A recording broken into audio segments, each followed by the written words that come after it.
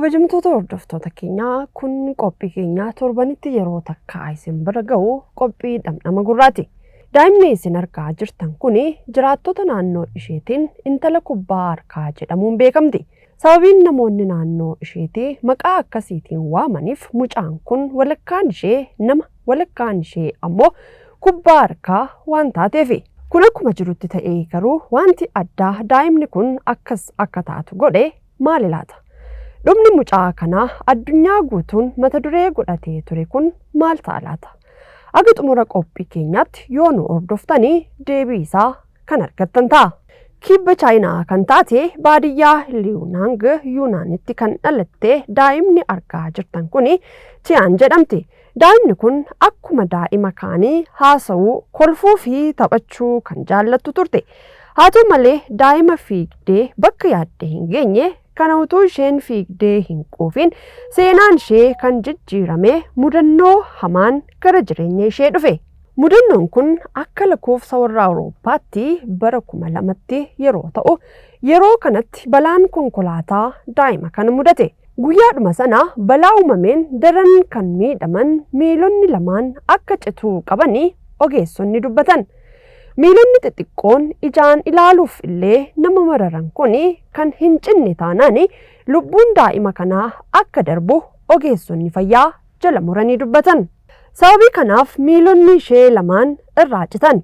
Yeroo sanatti maatiin ishee miila namtolchee bituu fi waan hin dandeenyeef qormaataawwan ishee mudatan hundaa fudhachuudhaaf dirqamte.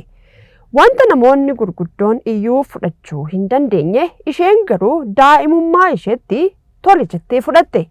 Wanti ulfaataan daa'ima cimtuu kana mudate xumura jireenya ishee hin turre. Akka ishee mudate kana tole jettee fudhattee eenyummaa ishee isa haaraa faana wal baruu eegalte. Haalli daa'imni kun keessa jirtu ilaalanii kan baay'ee gaddan akaakayyuun daa'ima kana miila ishee citee miila biraadhaan bakka buusuu dadhabanillee buusanii baasanii sirritti itti yaadanii murtoo tokkorra gahan. Hanga ammaatti illee maqaa isheen ittiin waamamtu kan taatee fi jireenya ishee sadarkaa addaatti wanta jijjiire kana raawwatan. Inni jalqabaa tokko lama jettee muka ittiin tarkaanfattu yoo ta'u, inni biraa fi addunyaa guutus wanti ajaa'ibsiise ammoo kubbaa miilaa bakka lamatti baasanii gartokkee kubbaa kanaa qaama ishee uwwisuudhaan bakka qaama ishee dhabdee bu'uudhaan sirritti ittiin deemuu akka dandeessutti waan ajaa'ibaa kana akaakayyuun ishee kennaniifi. Akaakayyuun ishee wanta gatiin isaa mi'aawaa ta'e yookaan ammoo miila ishee deebisuu fi baatan illee wanta isheen bakkaa bakkatti ittiin sochootullee gumaachaniifii jiru. Kanaafis daa'imni kun hiriyoota ishee waliin taphachuu akkasumas barnoota ishee barachuu eegaltee jirti.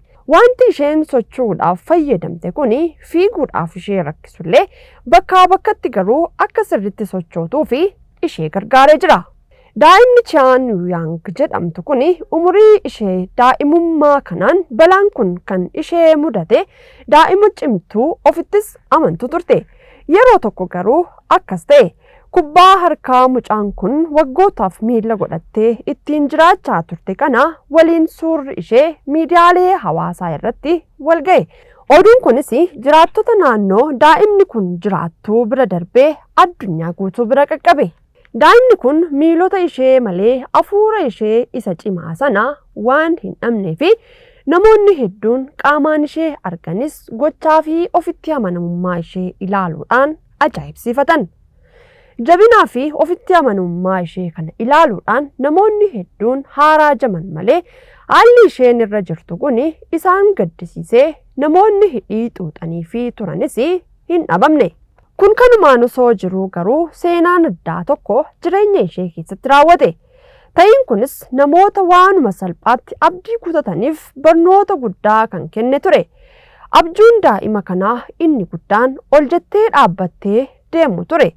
Akkamitti gaaffii jedhuuf ammoo yeroo sana beekuu baattu illee amma garuu bartee jirti. Karaa miidiyaa hawaasaa namoonni seenaa ishee ilaalan hedduun ishee gargaaruu barbaannaa gaaffii jedhu dhiyeessan. Namoonni ishee deeggaranis baay'achaa dhufan. Kaayyoo fi abjuun ishee inni guddaan ol jettee dhaabbattee deemu ture. Garuu miila ishee lamaanuu dhabdee jirti.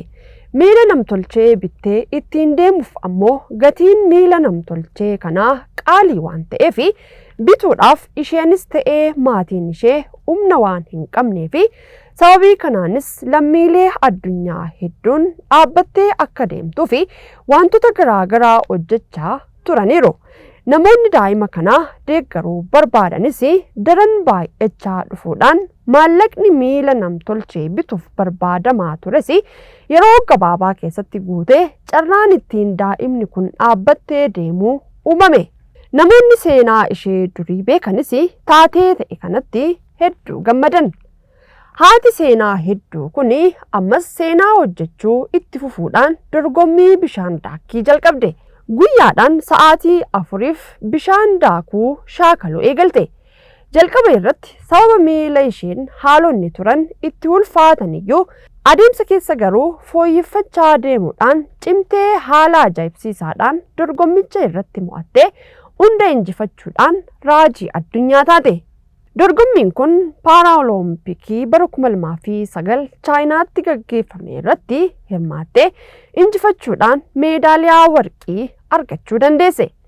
Chiaan Yang ofirra dabartee garee biyyaalessaaf hirmaachuudhaan injifannoowwan hedduus gonfachuu dandeesse. Dhalli namaa yeroo hundaa gammadee akka hin jiraanne beekamaadha. Kana jechuun rakkoowwan garaagaraa jireenya keessatti nama mudachuu danda'an nama cimtuu kanaanis wanti tokko ishee mudate. Innis oolmaa guddaa kan oolaniif akkasumas carraa isheen har'a addunyaa waliin itti wal barte kan uumaniif akaakayyuun ishee du'aan boqotan. Sababa kanaafis isheenis ta'ee maatiin ishee gadda guddaa keessa seenan. Wanti hundinuu ta'ee isaanis gadda isaanii irraa deebi'anii haati seenaa ajaa'ibaa kunis gara dorgommii isheetti deebite.